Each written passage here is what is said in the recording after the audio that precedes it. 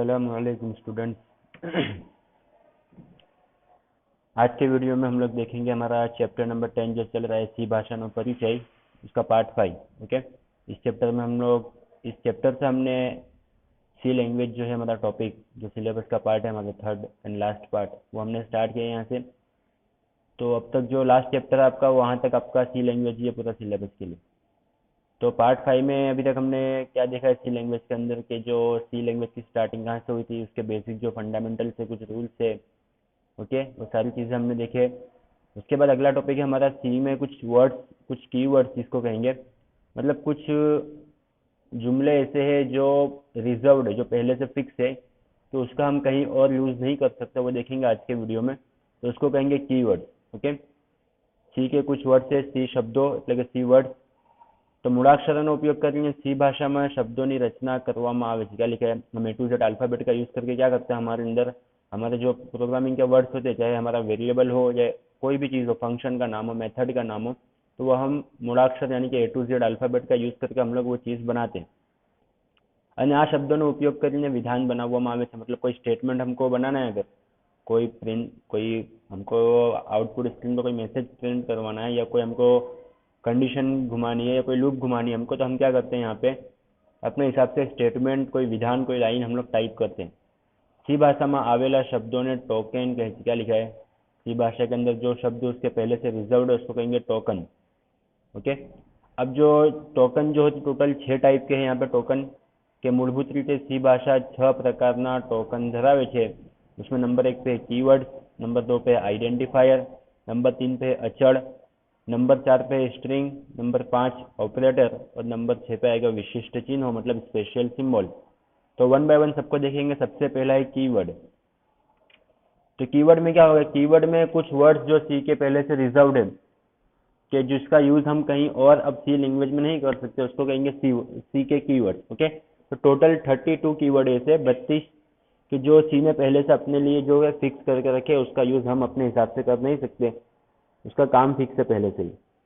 तो सी भाषा में ચોક્કસ અર્થવાળા એટલે કે उसका मीनिंग फिक्स है, ચોક્કસ અર્થવાળા निर्धारित એટલે કે पहले से डिफाइन किए हुए शब्द जो है वर्ड से जो, उसको कहेंगे कीवर्ड। आंसी सी धारा धोरण 32 पूर्व व्याख्यायित शब्दों ने समर्थन आपे। अंडरलाइन करना, ये टॉपिक भी, ये क्वेश्चन आपके एग्जाम के लिए आईएमपी है कि आंसी सी धारा धोरण मुजब કેટલા शब्दों सी लैंग्वेज કેટલા शब्दों ने समर्थन आपे छे। तो 32 पूर्व व्याख्यायित मतलब पहले से डिफाइन किए 32 जो है वो वर्ड से। तो टोटल 32 कौन से वो तो आप देख सकते हो स्क्रीन के ऊपर, ऑटो, ब्रेक, केस, केयर। जैसे कि हमारे वो जो 8 टाइप के डेटा टाइप जो थे ना हमारे, integer, float, INT, float, care, double, long, Boolean, तो वो सब वो 8 तो है ही। उसके अलावा और 24 जो है ऐसे वर्ड से जो सी के अंदर पहले से डिफाइन किए गए, जो उसको कहेंगे keyword. Return, register, long, switch, union, void, while, volatile, अनसाइन, short, float, const, default, do, ऐसे टोटल जो आपके 32 वर्ड से जो पहले से डिफाइन किए गए सी के अंदर। उसके बाद आइडेंटिफायर।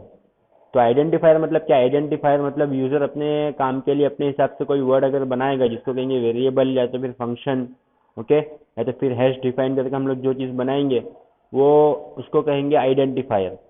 तो उपयोगकर्ता द्वारा सी મૂળાક્ષરોનો उपयोग કરીને બનાવવામાં આવેલ शब्दों ने आइडेंटिफायर, जैसा कि मैंने एक वेरिएबल के अंदर मुझे मार्क्स स्टोर करने हैं स्टूडेंट के, तो मैंने बनाया integer marks equal to suppose 70। Okay, तो मैंने क्या किया, यहाँ पे सी का एक वर्ड था INT, उसका यूज करके मैंने एक अपना वर्ड बनाया मार्क्स, जिसमें वैल्यू स्टोर किया हमने 75। तो हमने जो मार्क्स बनाया है उसको कहेंगे आइडेंटिफायर। ओके, કે ઉપયોગકર્તા દ્વારા સી મૂળાક્ષરનો ઉપયોગ કરીને બનાવવામાં આવેલ શબ્દોના આઇડેન્ટિફાયર કહે છે। તેમાં અક્ષરો, અંકો અને કેટલાક વિશિષ્ટ ચિહ્નો એટલે કે સ્પેશિયલ સિમ્બોલ્સ समावेश કરી શકાય છે। एग्जाम्पल देखेंगे उसके, तो जैसा कि कॉस्ट, तो कॉस्ट क्या, एक चल का नाम, वेरिएबल का नाम है, मेन फंक्शन का नाम है, PI मतलब सांकेतिक अचल, जो हैश डिफाइन करके हम डिक्लेयर करते हैं स्टार्टिंग में। ओके, उसके बाद फ्लोट, तो वो पूर्व व्याख्यायित कीवर्ड है। तो ये सारी चीज़ें होगी आइडेंटिफायर के अंदर। तो आइडेंटिफायर में सबसे पहला है चल।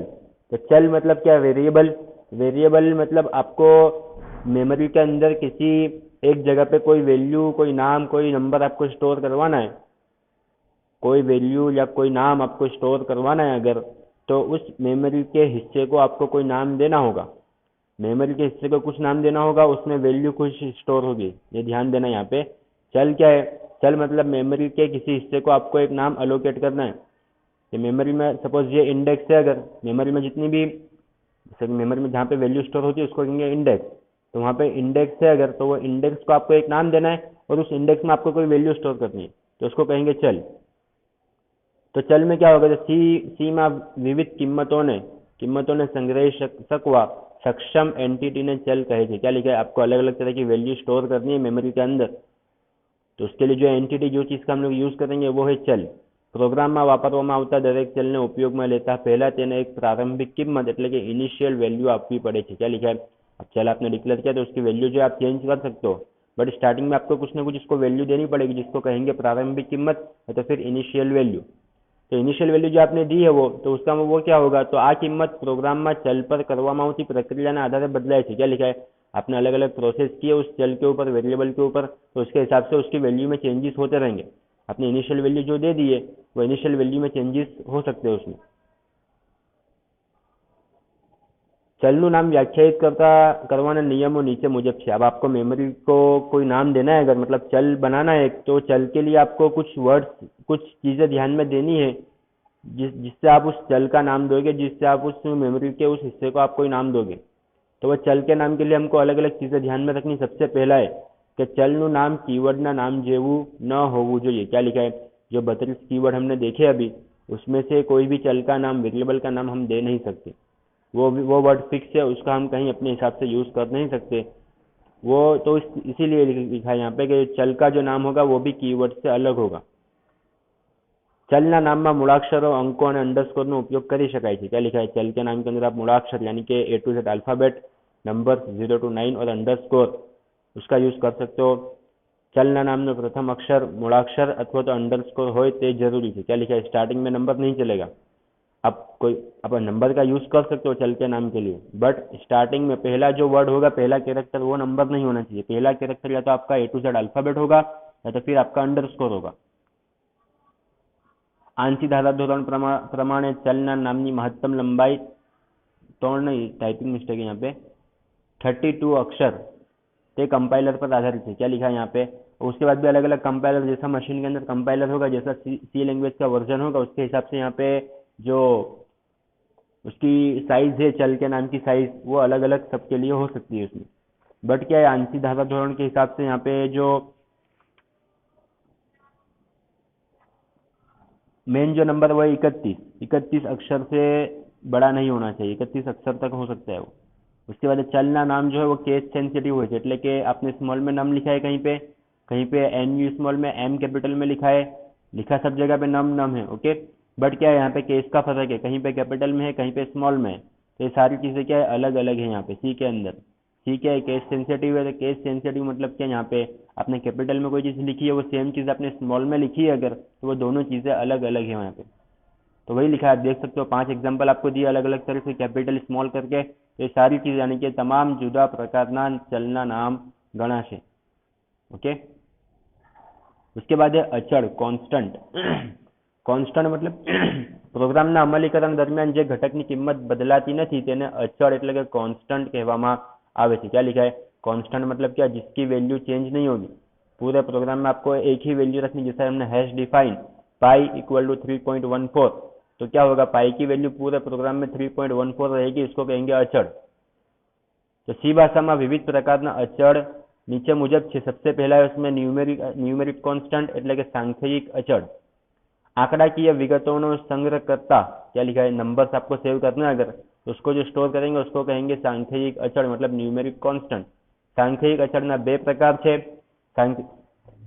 सी के अंदर अलग अलग तरह के अचड़ यानी कि आपको कांस्टेंट देखने मिलेंगे। उसमें पहला है सांख्यिक अचड़, तो अब उसमें भी 2 तरह के अचड़ हो सकते हैं नंबर न्यूमेरिक कांस्टेंट में भी। सबसे पहला है पूर्णांक अचड़, यानी जो पॉइंट बिना के अचड़ होंगे, जिसमें पॉइंट बिना की वैल्यू स्टोर होगी। तो दूसरा है अपूर्णांक अचड़ यानी कि रियल कांस्टेंट, इसमें पॉइंट वाले नंबर्स जो है वो सेव होंगे आपके।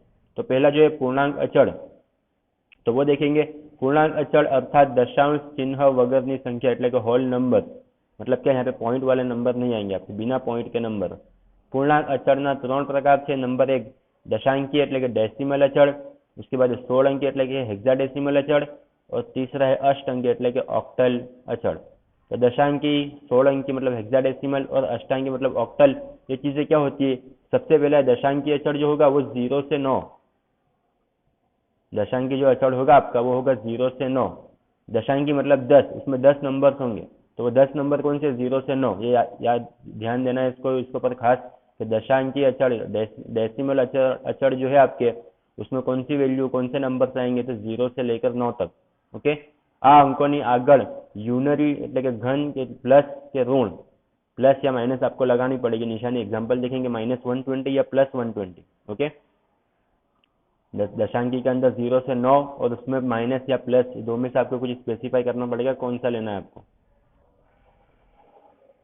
अब पूर्णांक अचड़ में देखेंगे दूसरा तो 16 अंकी हेक्साडेसिमल। तो हेक्साडेसिमल अचड़ में 0 થી 9 मतलब जो डेसिमल के अंदर था दशांकी के अंदर वो तो है ही 0 से 9, ये 10 हो गए। उसके बाद जो 6 बचे वो कौन से? वो है A to F, ABCDEF, 0 से 9 और A से F तक।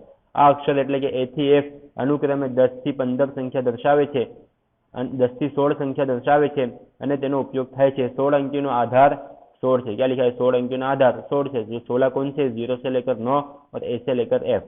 આ સંખ્યાને દશાંશ પદ્ધતિથી જુદા દર્શાવવા માટે તેની આગળ, अब आप 0 से 9 क्या है? इंटीजर कांस्टेंट में भी है, मतलब सॉरी हेक्साडेसिमल के अंदर भी है और डेसिमल के अंदर भी है। अब 0 से 9 दोनों में कॉमन है। अब मैंने कहीं पे 7 लिखा है तो वो 7 पता कैसे चलेगा कि ये 7 जो है वो डेसिमल का है या तो फिर हेक्साडेसिमल का है? तो हेक्साडेसिमल में क्या करेंगे? आ संख्या ने यानी कि हेक्साडेसिमल के अंदर दशांश पद्धति यानी कि डेसिमल थी जुदा पाडवा दर्शाववा माटे तेनी आगळ 0x स्मॉल में अथवा तो 0x कैपिटल में मूकवामां आवे छे। देखेंगे एग्जाम्पल अभी, तो आप देख सकते हो यहाँ पे 0xB5 और 0x79। अगर मतलब यहाँ पे मीनिंग दूसरा वाला जो है आपका 0x79, तो वो उसका 0x का वैसे कुछ मीनिंग नहीं है, यहाँ पे मीनिंग है बट वो मीनिंगलेस है वैसे तो। जैसे कि 79 अगर मैं डिफाइन करूंगा तो 79 पता कैसे चलेगा कि ये डेसिमल का है या हेक्साडेसिमल का है? अगर मैंने ओनली 79 लिखा है तो वो होगा डेसिमल का यानी कि दशांकी का, दशांश पद्धति का। और अगर मैंने उसके आगे 0 और कैपिटल में x या स्मॉल में x लगा दिया तो इसका मतलब क्या है? वो है हेक्साडेसिमल का। अष्टांकी में क्या होगा? 0 से 7 तक। अष्टांकी संख्या, अष्टांकी अचળ में 0 થી 7 આ અંકોનો સમાવેશ એટલે કે ઉપયોગ થાય છે। અષ્ટ અંકીનો આધાર 8 છે। આ સંખ્યાને દશાંશ પદ્ધતિથી जुदा એટલે કે डेसिमल થી जुदा પાડવા માટે તેની આગળ 0 મૂકવામાં આવે છે। क्या लिखा है? खाली 0 लगाएंगे आगे। उसमें अष्टांकी के अंदर 0, हेक्साडेसिमल के अंदर 0 और x कैपिटल भी हो सकता है, स्मॉल भी हो सकता है, जैसा लगाना चाहे वैसा हो सकता है। और डेसिमल के अंदर कुछ नहीं है, डेसिमल में सीधा आपका नंबर आएगा। ओके, ध्यान देना है आपको। अष्टांकी के अंदर कौन सा 8 है? तो 0 से लेकर 7 और डेसिमल यानी कि दशांश के अंदर 0 से लेकर 9 और हेक्साडेसिमल के अंदर 0 से 9 और A से F। ओके, अष्टांकी यानी कि ऑक्टल के अंदर 0 लगाएंगे आगे उसको आइडेंटिफाई करने के लिए। हेक्साडेसिमल के अंदर उसके आगे लगाएंगे 0 और x। ओके, और अगर कुछ भी नहीं लगाया, 0 भी नहीं है, 0x भी नहीं, तो वो है डेसिमल का मतलब दशांश पद्धति का। ओके, तो ये था हमारा आज के वीडियो में अचड़ के बारे में, कीवर्ड्स के बारे में और आइडेंटिफायर के बारे में। कीवर्ड्स क्या है? सिस्टम के डिफाइन किए हुए वर्ड्स जो है उसको कहेंगे कीवर्ड्स। उसके बाद आइडेंटिफायर के कीवर्ड्स का यूज करके हमने कुछ चीजें बनाई, अगर कोई फंक्शन बनाया, कोई वेरिएबल बनाया, कोई सांकेतिक अचड़ बनाया तो उसको कहेंगे आइडेंटिफायर। उसके बाद था कांस्टेंट। कांस्टेंट में क्या होते हैं? हमने अभी आज की वीडियो में क्या देखा? कांस्टेंट में न्यूमेरिक अचड़। न्यूमेरिक में भी ओनली पूर्णांक अचड़। पूर्णांक में 3 है, दशांकी, 16 अंकी और अष्टांकी। डेसिमल में 0 से 9, 16 अंकी हेक्साडेसिमल में 0 से 9 और A से F और अष्टांकी यानी कि ऑक्टल के अंदर 0 से लेकर 7 तक। ओके, तो आज के वीडियो में इतना ही। ये वीडियो देखने के बाद आपको ऑनलाइन टेस्ट देनी है जिसकी लिंक आपके व्हाट्सएप ग्रुप में आपको मिल जाएगी। आपको कोई डाउट है इस चैप्टर्स में, पिछले चैप्टर्स में, तो आप मुझसे कांटेक्ट कर सकते हो। ओके, मिलते हैं अगले वीडियो में।